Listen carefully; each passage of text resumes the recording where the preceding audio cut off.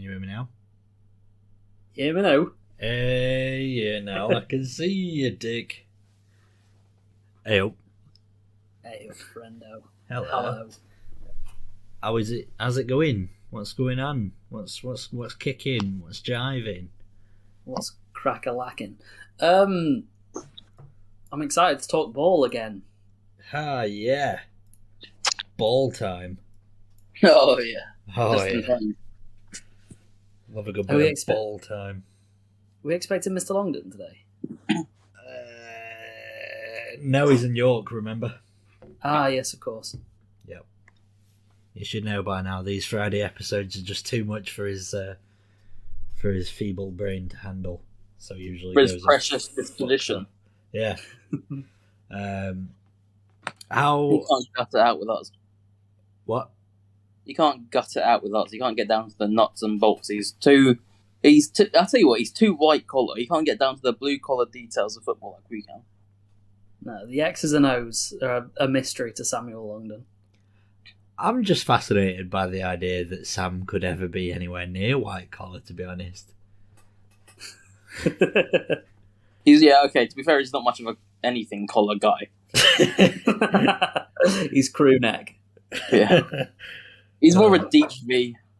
Thankfully, no one who does this podcast is a deep V person. Well, you never know. You didn't see Max when he was parading around my house in November. You know, sometimes you got to air out the rug. You know, you got to air out the rug. Oh, cripes. We have 4 games of NFL football to preview for you because it is divisional round Sunday and Saturday because we can't just let everything be on one day, can we? Shall we get cracking, boys? Roll the intro. Hello, and welcome to Stiff Upper Lip Podcast, the NFL podcast by Brits. We are in partnership with Gridiron Extra, and we are returning for our 3rd season. So yeah, on we begin with me, Ed. Me, Emma. I'm Sam. I'm Max Saito. And I'm Tom. And I'm excited. No, I'm shitting it. You threw me for you just threw me for like a... I don't know what it was about. It was such a minor thing, but my brain just has not quite switched on properly, and that really sent me for a fucking trip around the Rousers. These did. Right. Anyway, divisional round. We got 4 games to talk about, and what a doozy we've got to start off with because we're going to start on the Saturday at 9:30 /4:30 England on time. where you are. Yeah. 9:30 England time. We're stiff upper lip time, and we're going to talk about the Tennessee Titans hosting the Cincinnati Bengals in Nashville, Tennessee. And this is the first time that Derrick Henry has played since week 8, if I'm not mistaken. The Bengals obviously picking up a big win against the Raiders at Paul Brown Stadium. 1 seed versus 4 seed. We actually got through with the whole divisional round without a single wildcard team making it into the AFC divisional round, which I feel like is good news for the visual aspect of the game. Good news for people who enjoy quality football. Yeah, and it meant that we got the ultimate matchup, which was these two, and then Bills-Chiefs, which we'll come on to. But Titans-Bengals could be an interesting one. Probably the most healthy Titans team in quite some time, facing off against the Bengals. Who do we all have right now? Just off the basis before we get cracking into some deets. I've got the Titans. I've got the Bengals. Oh, it's an even split. I must admit I do have the Titans. That's not an even split. Well, no, it was an even split before I mentioned, but shush. It's all about show business, Max. Showbiz. Have you never seen The X Factor? Sorry. I was always more of a Pop Idol guy. Sorry. Sam's Fame Academy. I was always more of a Dick and Dom in the Bungalow guy. Now you're talking. No, that's quality programming. Yeah. Anyway, talking about quality programming, let's get this train back on the tracks. Because you only, I got an hour of my time before I have an appointment with a cold, frosty one. So Okay. I have a lot of tape, which I need to expel. Well, I mean, do you want to take the lead with one of or many of these takes for this game? My first take for this game is I don't think necessarily that Derrick Henry being back for this game makes as much difference as you might have thought. Like, I'm not going to say it doesn't make a difference. He's a great player, and it always helps having great players. But they were running the ball really well without Derrick Henry, and with Deontay Foreman and Dontrell Hilliard in there. And he's coming back off a long-term injury, so he might not be that effective. Yeah, that's what I would say, rather than... They have been playing well with Foreman and Hilliard, but, I mean, Henry's comfortably better. But the question is, how quickly can you really recover and come back with something like this? I don't see him as being a factor at all, if I'm being totally honest. I mean, he's been in practice for like 2 weeks, and he's been in padded practice for a week, so I think I don't think they'll give him 40 touches like they normally would. I would firmly agree with you if I hadn't seen a video of Derrick Henry stiff arming first team linebackers into the ground in full pad practice. That is a man that looks as ready as I've ever seen him. Yeah, but it's not his arm he hurt. Well, no, but like there is a certain element of you need your lower body to stiff arm someone. It's a whole body experience. It's something a whole body experience for the person getting stiff armed. It's a whole body experience for what? Are you thinking that you're going to be able to generate the right amount of power and lift without your lower body? I mean, I couldn't, but I'm not talking about me. We're talking about Derrick Henry. He can. I'm pretty sure just the top half of him alone can generate an awful lot of power anyway. Mm-hmm. But no, I don't know. I don't think he's the X factor. I don't know if he's the X factor in this game. I think AJ Brown, and to a much lesser extent, Julio Jones are the X factors. The way that presumably you mean for the Titans, not in the game in general, because I think Jamar Chase might have something to say. Well, the thing is, if they're X factors for the Titans and they perform well, that does actually affect the Bengals' chances in this game as well.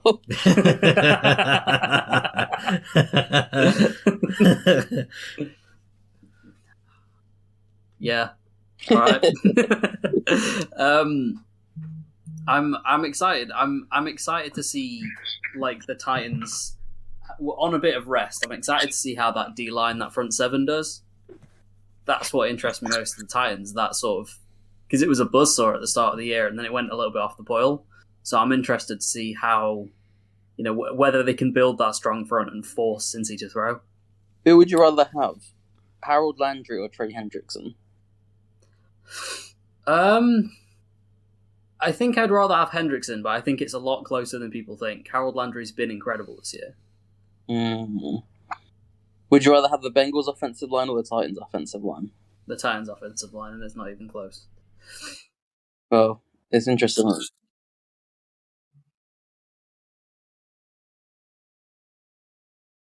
right, well, that sounded really funny. We just heard a ghost.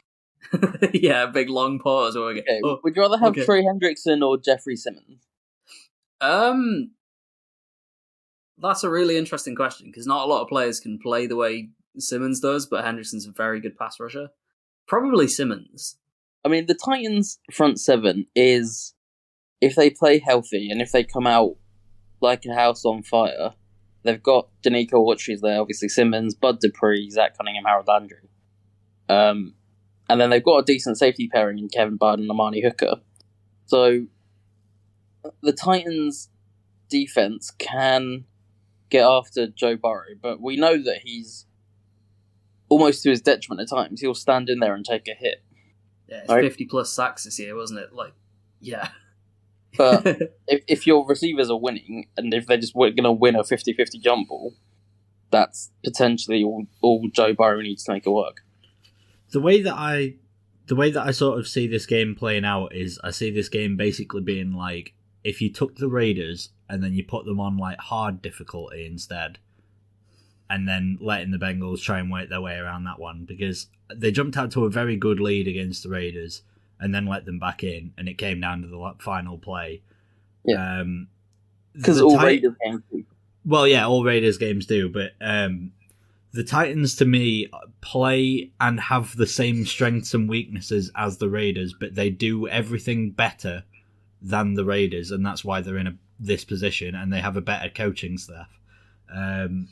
So that's why I've got the Titans winning this one, but I do want to also just talk about the actual, like, the Bengals side of it, because it's been sort of very Titans focused.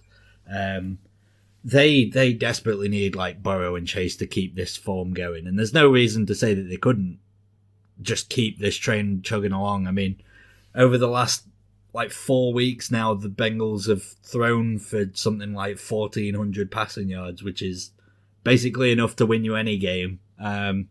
Granted, they beat up on, like, practice squad guys in the Ravens game and then what have you, but it doesn't matter. Like, if you're throwing for 1,400 yards and multiple touchdowns, and Jamar Chase is probably the hottest receiver in the entire NFL right now, like, there's no telling to say that can't continue, but it's tricky. Like, I don't believe in Zach Taylor enough as a head coach to overcome it, and I feel like with the fact that they couldn't kill the Raiders off, even though they really should have done, it just has me feeling a little bit worried for the Bengals in this one. Like, do you know what kind of, I don't know if you guys give any credence to this idea at all, but what kind of has me worried about the Bengals is, in this game, obviously the Titans have been here before the last few years, experienced at this stage with this squad. What slightly concerns me about the Bengals, and again, this could be pure spurious nonsense, but maybe not, is that last week, obviously they ended their 31-year playoff win drought, and they celebrated it very emotionally. I mean, rightfully so. It's not, it's no small deal. And that was, them and their city. But now they've got to go on the road to Nashville, which, like, okay, you go and have some nice, like, joining some bachelorette parties, whatever. And I just wonder whether, it's such a cliche, but I wonder whether that was their Super Bowl, whether they reached the peak of the emotional mountain, and if they can come out and play with the same sort of, hair on fire attitude in this game. I think it's an interesting point, but I think my counterpoint would be, look at Mike McCarthy. That is a man very experienced in playoff football who completely shot the bed at the end. And it's like, I think that they're, of course, still going to be fired up because this is the best opportunity they've had in 31 years. You've slapped it on me so many times. I've come to resent the idea of any game being someone's Super Bowl. Like what about that. the Super Bowl? yeah, but the Minnesota Miracle was your Super Bowl, though. Yeah, I mean, that is the kind of thing that's an example of what I'm thinking of, Because then, like, Nick Foles absolutely, like, it happens all the time. I mean, when the Browns beat the Steelers, like, that could have been their Super Bowl to beat, like, a massive playoff drought, because they then went to Arrowhead and got beaten by Chad Henne. Like, unfortunately, like, it is a cliche and it sucks to consistently bang home this point, but Max is right. Like, the Packers beating the Cowboys on that insane Jared Cook sideline grab would be another example that comes to mind. There's just multiple instances of teams, like, either winning an incredibly close game in an incredibly emotional scenario, or getting over a hurdle and then going on the road and just falling apart for seemingly no reason. I do think that the Bengals are a much more feisty team than the majority of the teams that have sort of gone on and been shit. Like, I think that Joe Burrow has more gusto than any of the quarterbacks in any of those sort of games, other than, like, the Aaron Rodgers to Jared Cook and then blowing it sideline. Well, they take their emotional cues. Like, Joe Burrow is their emotional leader, and you know that he's not going to be satisfied because he's really just like, he's like Joe Montana, right? He's like Joe Cool. Yeah. And he's called Joe as well. I'm onto something there. To me, like, yeah, I don't know exactly. The Bengals could come out flat, but, if they don't, then this could definitely be a close game. All right. I think there's potential to be a close game, even if the Bengals do come out flat. There's no saying the Titans won't come out flat. I think the Titans are bigger and more physical. Just in the interest of every time that all three of us or all of us agree on the podcast that something will end up being close, other than that Raiders-Bengals game, I think that the Titans will curb stomp the fuck out of the Bengals. And now that I've spoken that into existence, it'll be an incredibly close game and we'll all get to enjoy it. Hooray! Hooray! Anyway, let's move on to the game which I'm sure Max has got all of his takes about, which is the Saturday night game between the Green Bay Packers at Lambeau Field against the San Francisco 49ers. And, you know, Aaron Rodgers playing against the 49ers.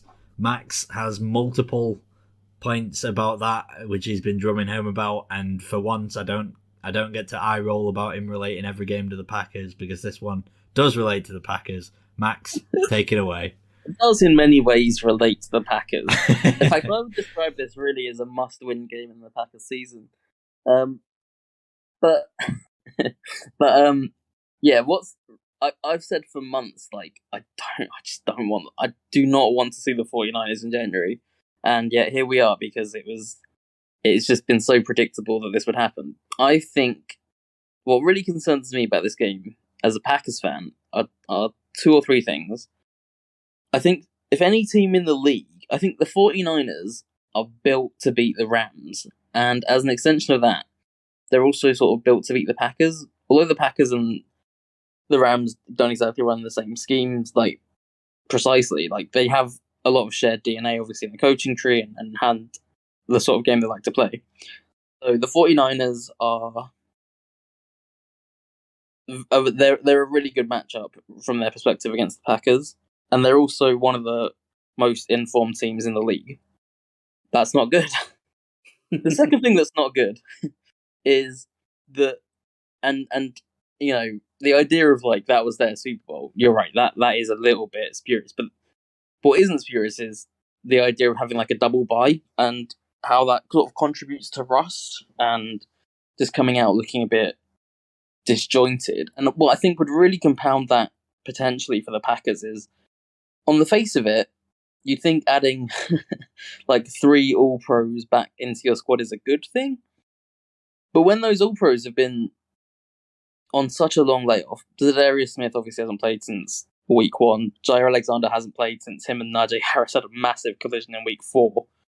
And David Bakhtiari hasn't played for a year. Well, other than a few snaps against Detroit, which actually was more than a year between his injury. You have to wonder whether those guys are going to come in rhythm, because the guys who were out there in their stead were doing a really good job. Preston Smith and Rashawn Gary have had really good years on the edge. So maybe Zadarius Smith moves inside and rotates with Dean Lowry and Kenny Clark in the middle. That's a bit weird.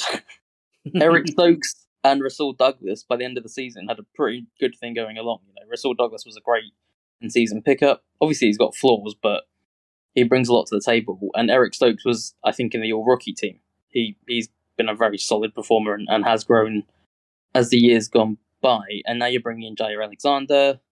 Is he going to take over from one of those guys directly? And, you know, David Bakhtiari coming back is good, but the Packers have been running a second-string offensive line all year. And in many ways, that's put the onus on Rodgers and LaFleur to scheme up a really quick, get the ball out passing game.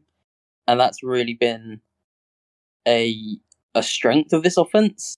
With Bakhtiari back, is he going to be inclined to hold on to the ball a bit more? And given that the Niners are probably going to get Joey Bosa and Fred Warner back, is that necessarily a good thing? Well, these are all things that are keeping me up at night right now.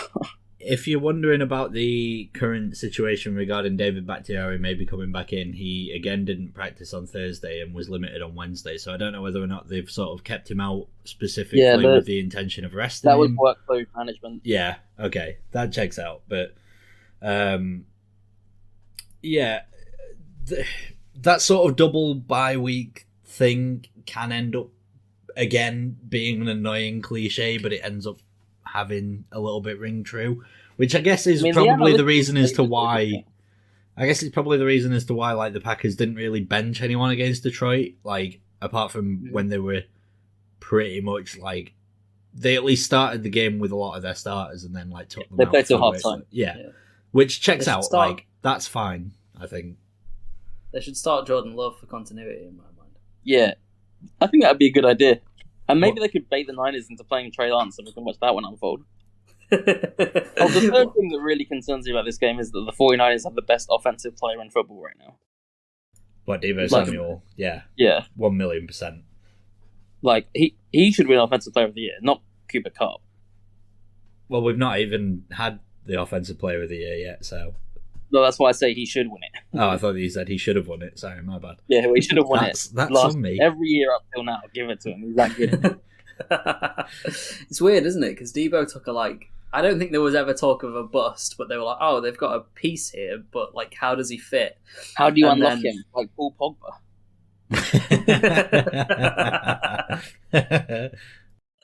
You have to play him in a 3. The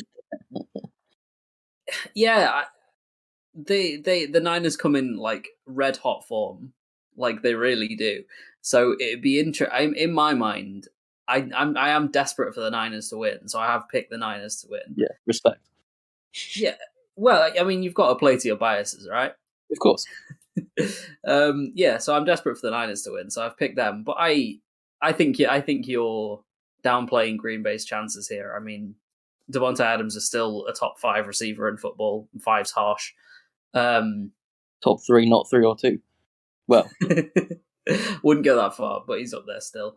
And I just think that like right now, in terms of, I just poo-pooed it last time, but in terms of like the coaching staff, I don't know. There's something about the LaFleur Packers in that they don't really lose. well, they don't lose until they get to the playoffs, but so far they've lost every year in the playoffs. Yeah, but they've been relevant every year, which is more than I can say for my team or many other teams. It's definitely. I mean, like I say, the Packers win 13 games every year and then bottle it in the playoffs. So for the first like part of the season, the regular season, great. But when you get to here, it's like, oh, forgotten. That snuck up quickly. Can we just end the season now and call it an 8-way tie? You know what the line for this game is, which is also making me nervous. The line is Packers by 5.5. Oh, okay. I mean, what? It's possible. That feels cursed. Yeah. It's possible that the running games could factor into this quite highly. I mean, it's not. I don't foresee like a repeat of the Raheem Mostert game, but Elijah Mitchell has been a really good running back. The Packers have, the old thunder and lightning combination in Jones and Dillon. So it's gonna be like minus 19 Celsius, slight chance of snow, and that might minimize the extreme advantage I would say that the Packers have in the passing game, because naturally a high scoring game does favour the better quarterback. And you'd be pretty hard pressed to argue that Jimmy Garoppolo is the better quarterback in this game.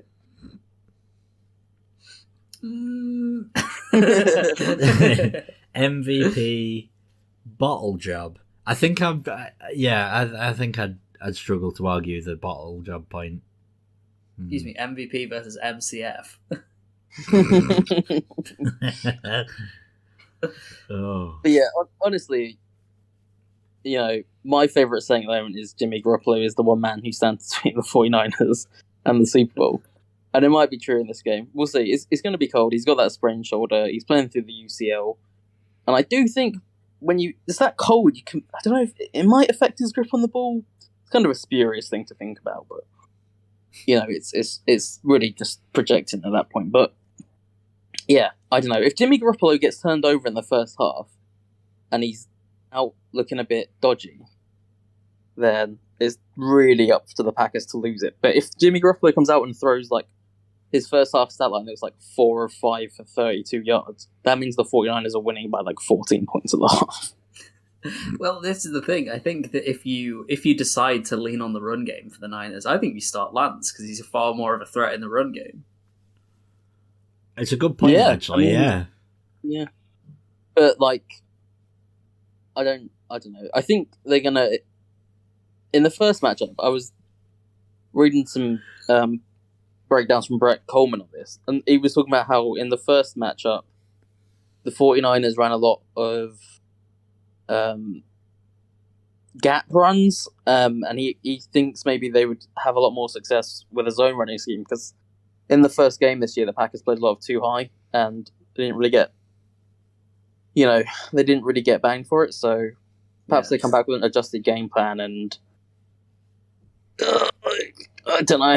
I don't know. Sometimes you just want to be the team in form. And right now, the 49ers, I think you would have to argue that they are the form team. Who do we all think is going to win this? I mean, I'm picking the Packers because I believe more in the MVP over Jimmy Garoppolo. But I'm picking the Niners because I don't think it's solely down to one player. I definitely agree with Ed on that. And I think I'm going to pick the 49ers because, God, the Packers sometimes in the playoffs, I mean, it's a trend. Sometimes they just get blown out. And I can see it. It's not like last year when they got to play John Wolford. That's true, is a real game. And if the Niners... I just think about how the Niners came out and looked against the Cowboys last week. If they do that again, and the Packers have come off of this mild hibernation, then I will be officially in floods of tears on the floor.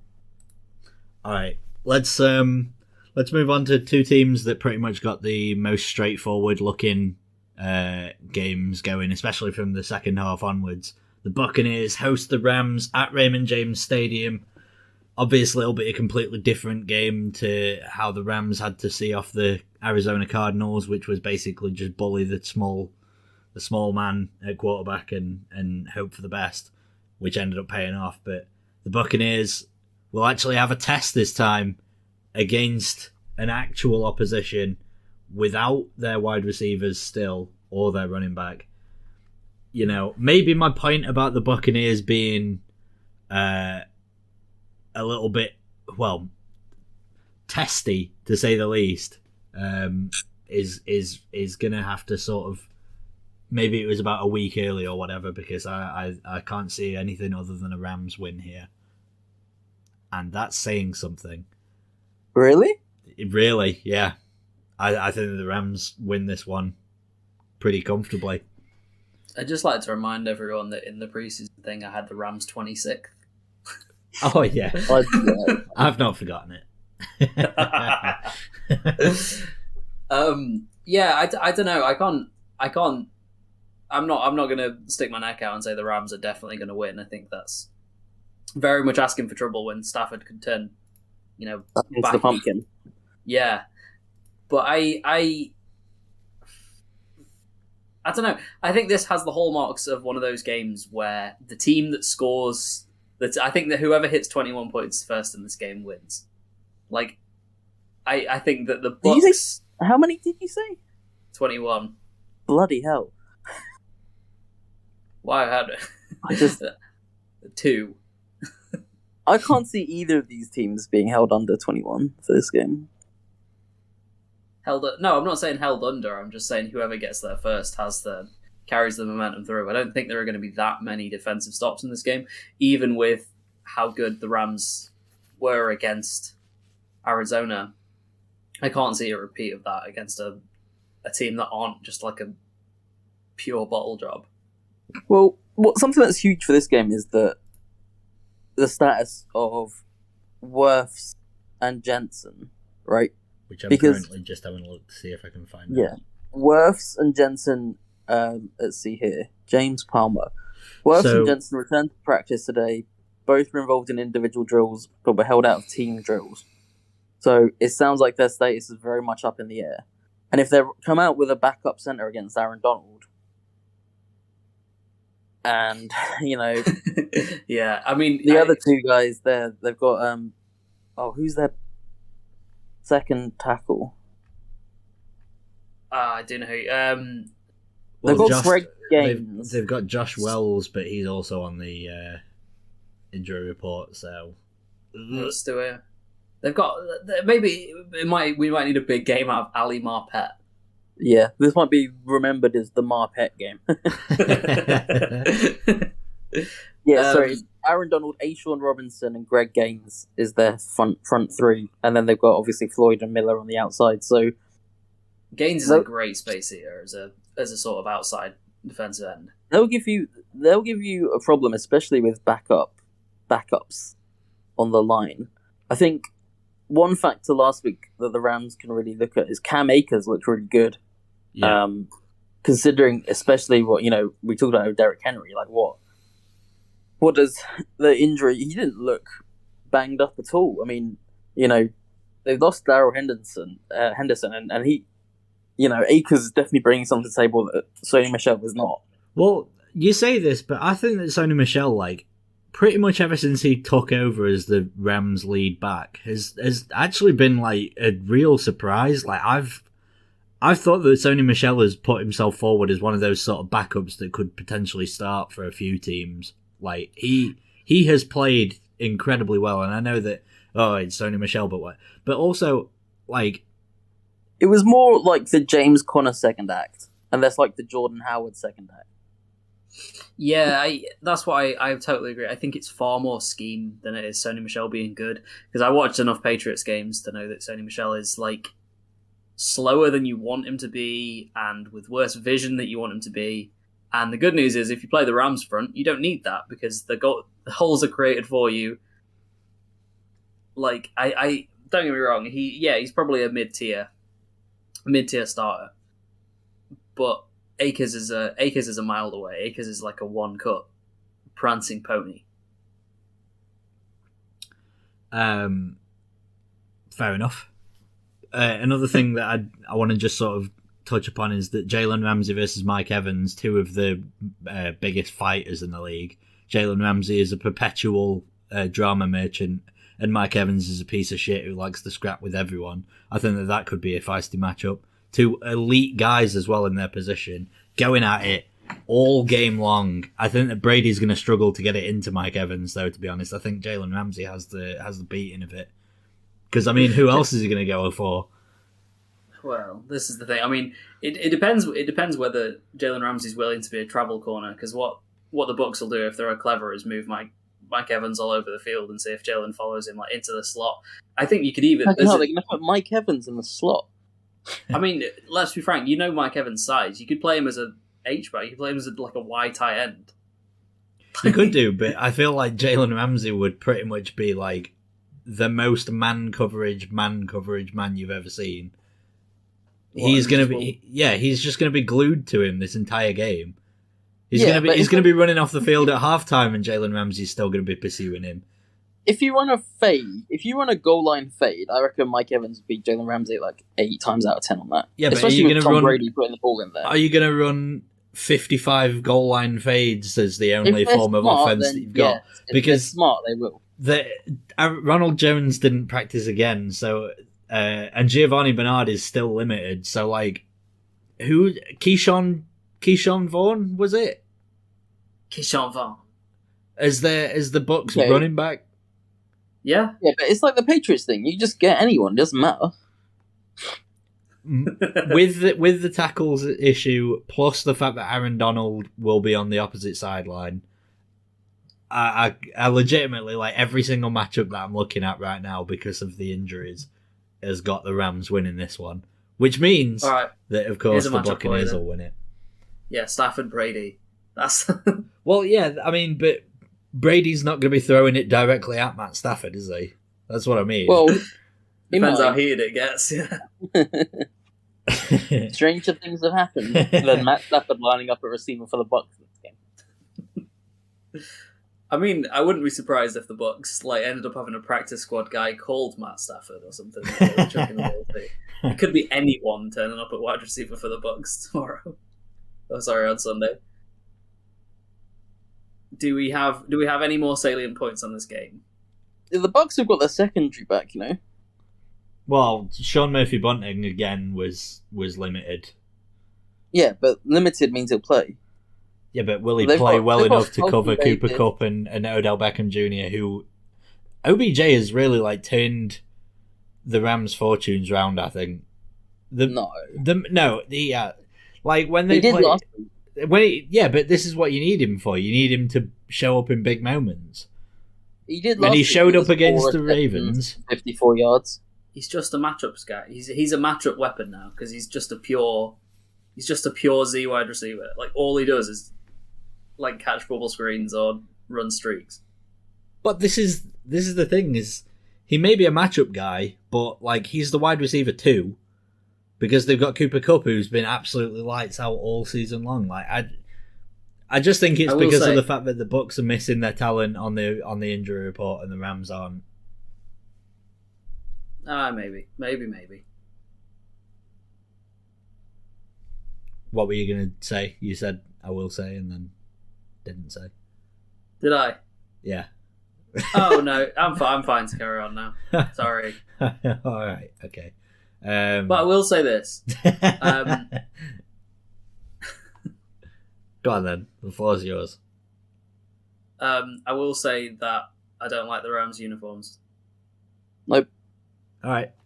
Cool. Let's move on to the final game of Divisional Round Sunday, where the Kansas City Chiefs host the Buffalo Bills at Arrowhead. Two teams that absolutely blew their opposition out of the water. Both. I believe two quarterbacks that Max has said are overrated this year. Yeah, that's true. And why did I call Mahomes overrated? Maybe not on the podcast, but you've definitely insinuated as such. I said I don't like him. You've made your points about Patrick Mahomes as getting away with interceptions rate. You've made your point. You've made your bed, sunshine. Yeah, I'm right. Who do we all have winning this? What? Who do we all have winning this? The fans. Yeah. I have Buffalo winning this. Oh, okay. Max? I have the Bills. I'll go Chiefs then. I think I have the Bills. Do you know if either of these teams were a dome team, I'd pick the other team. Like that's how close the margin is, right? Yeah. If either of these teams were a dome team playing outside, I'd be like, it is really close. Really close. How much are we going to see of Daniel Sorensen in this game? Because his career almost ended in the first one. I think there were two distinct Tyrann Mathieu throwing his hands up in the air at Daniel Sorensen instance in one game, I think. Yeah, Dawson Knox made him his bitch a little bit. Yeah, can't go off Dawson Knox. It's going to be a tough one. And I think Diggs beat him deep as well. Yeah. I mean, yeah, the follow-up question to that is, what is Daniel Sorensen doing deep? He is the archetypal box safety. What on earth is he doing deep? Spags moment.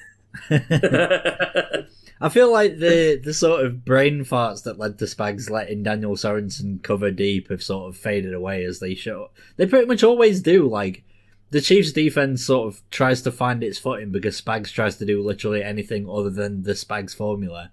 And then he brings out his Bolognese sauce, and the Chiefs' defense ends up covering itself back over again. Like, I don't want to take any stock on what happened early in the season or in any of the other Chiefs-Bills playoff games, because it feels like every time that these two sort of sides meet, you throw the history books out the window. It's bigger than this. It's large. You know, decorated pass rusher Frank Clark? No. Precisely. Would you care to guess how many sacks that Frank Clark's had? The most sacks that he's had per season in his career? 4. 8. Gross. And this man's supposed to be held up as like one of the great pass rushers of the NFL. Wait, by who? Well, I mean, you see people talk about Frank Clark being a factor in this game, like he's gonna like run Deion Dawkins ragged or something. I'm like, behave. He's definitely gonna run Deion Dawkins ragged now. I will say one player that will cause some issues for the Bills O-line is going to be Chris Jones now that he's been moved back inside again. That's a little bit of a tasty matchup. Which happened like 15 weeks ago. Well, yeah, I know, but like it didn't happen before the Bills played the Chiefs, and now it has happened. These Chiefs are an exciting outfit. Now they've benched Alex Smith for Patrick Mahomes. They look a real game changer. You know, I really think this Dallas Texans outfit will do quite well in Kansas City. I feel like I've made a pretty decent point there. You're all just shitting all over it because you can't pick a fucking side. What was your point? Chris Jones is a good defensive tackle. Yeah, my point is that Chris Jones is a better defensive tackle than he is defensive end, which is how they played him the last time, which is why we shouldn't look at any of the previous games for anything.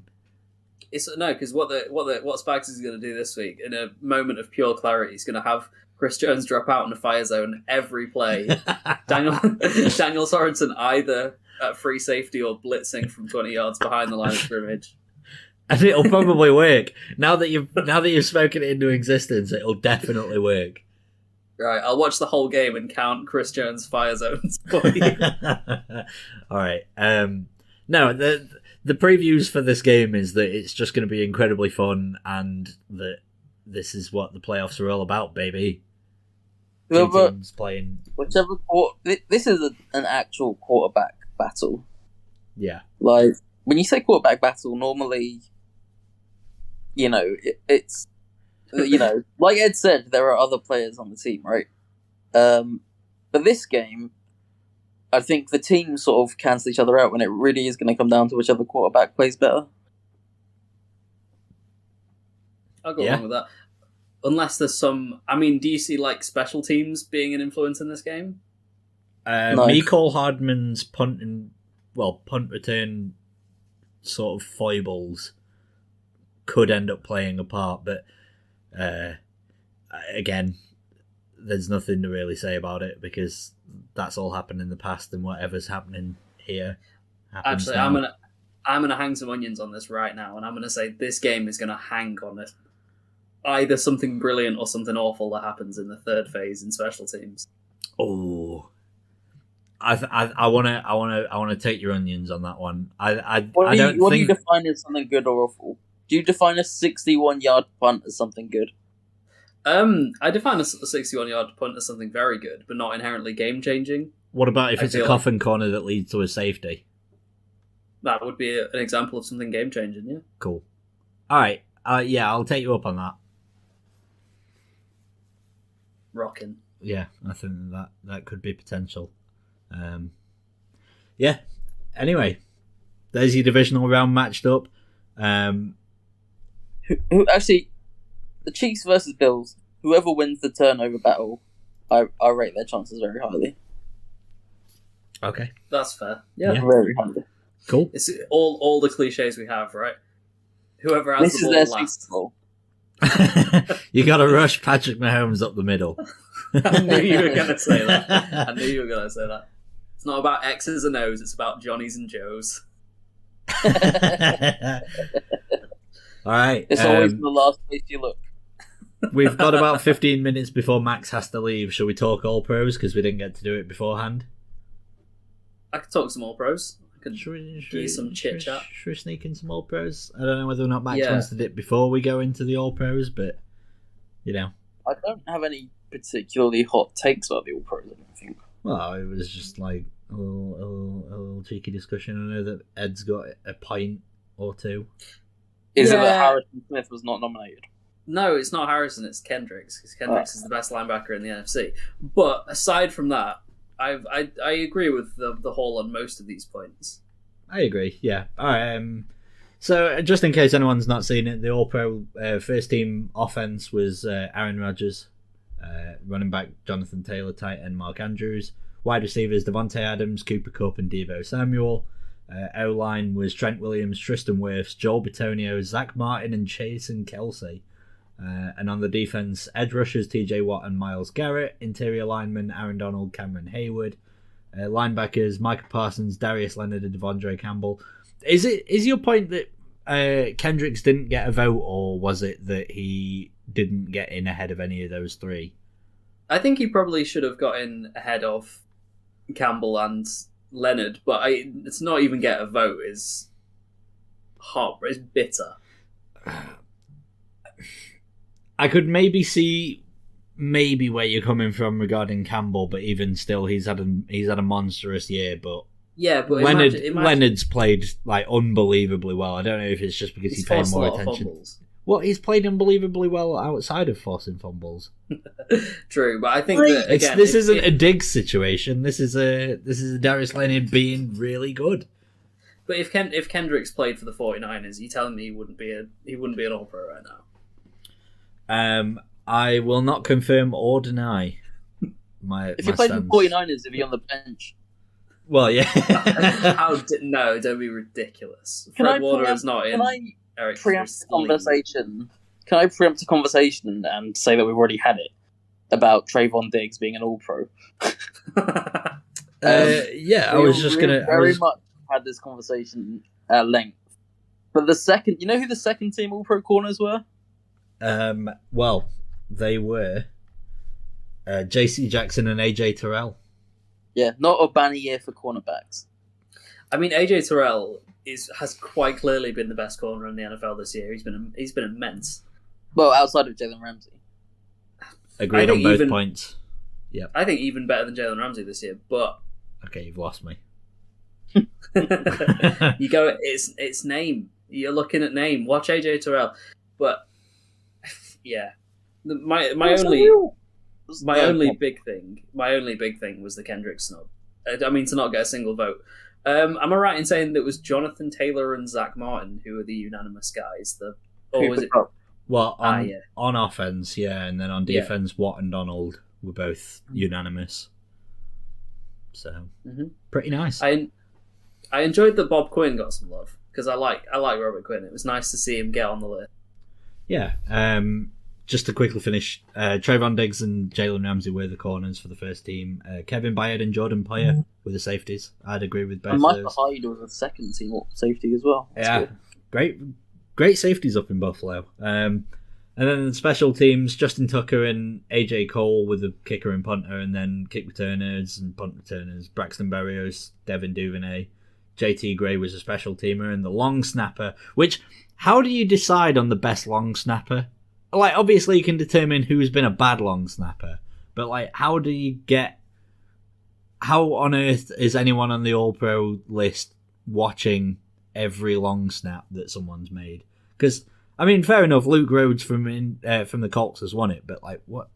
How do you determine that? Are you a student of the game if you don't watch long snapping? Well, Bill Belichick could say no, but 31 other head coaches and 32 offensive coordinators and defensive coordinators would say yes. There's not even that many head coaches, offensive coordinators, and defensive coordinators right now, so that just goes to show. Exactly. I do think the wide receiver was like a comedic... It's comedic how many great wide receivers there are this year. Yes. To say that Justin Jefferson and Jamar Chase were second team, and you probably couldn't even really argue with that, is quite ridiculous. Yeah, it's like, because Adams, Cup, and Debo were just like a next level. They were pretty much untouchable, and that is including like throwing in how unbelievably good both of the LSU guys have been. Just crazy. Yeah. What a crazy year. That second team is Tom Brady, no running back, Travis Kelce, Justin Jefferson, Jamar Chase, Rashawn Slater. What a great rookie season he had as well. Lane Johnson, Quentin Nelson, Wyatt Teller, and Corey Lindsley. And then on the defense, Robert Quinn, Max Crosby, Chris Jones, Jeffrey Simmons, Demario Davis, Roquan Smith, Bobby Wagner, cornerbacks J.C. Jackson and A.J. Terrell, safeties Justin Simmons, Micah Hyde, and Buda Baker tied. And then the kicker, punter, special teamers was Carlson and Anger, and then Andre Roberts, Jakeem Grant, Matthew Slater, and Ashton Doolin, and Josh Harris from Atlanta was the long snapper. Anyway, we all pretty much agree with that, though. Like, outside of Ed's point about Kendricks being better than any of the guys that got in ahead of him, which I don't see. It's kind of funny to see punter of the year be AJ Cole and Brian Anger. A little Those bit, aren't yeah. those aren't two particularly. Well, Brian Anger's been in the league for ages. I don't know how long AJ Cole's been in the league, but they're not the two guys you'd think of. No, they're not. They're not Hecker and Bajorquez, are they? So, Hey, you give Brett Kane some love. Trust me, if I could have a punter's corner where I spoke at length on all the punters for an hour, I would do it. The other thing I'd say is I think the NFC. You know how like the NFC, other than Darius Leonard, just has all the linebackers right now. Because even Roquan Smith has had a great year. Yeah. I'm really into the linebackers in the NFC right now. Yeah, and Indianapolis kind of feel like they should be an NFC team, you know what I mean? So, in many ways, I would say... bad quarterback plus great running back plus... No, just in general, just like in terms of like the way they look and where they... Like, Indianapolis, like to me, the NFC West feels like the blue-blooded, like old-school teams who play in the Midwest, right? And the AFC should be like the teams who play out west and down south. Like, they should be the SEC teams, and the NFC should be the Big Ten, and to me... the Colts feel like they should be. I mean, there's no basis for this. It just feels like that. Yeah. It's also worth pointing out that Indianapolis are in the same conference as Jacksonville, which always, that always makes me feel so sick when you realise just how far the distance is between those two teams that are in the same conference. Well, in the same division as well. In the same division, not in the same conference. It does feel a little bit. It does feel a little bit like the AFC South is just sort of like. They decided the other 7 divisions and they had 4 teams left over. And we're just like, fuck it. I mean, Jacksonville, Houston, Tennessee, and Indianapolis are all pretty close to each other, even though none of them are even within the same fucking ballpark.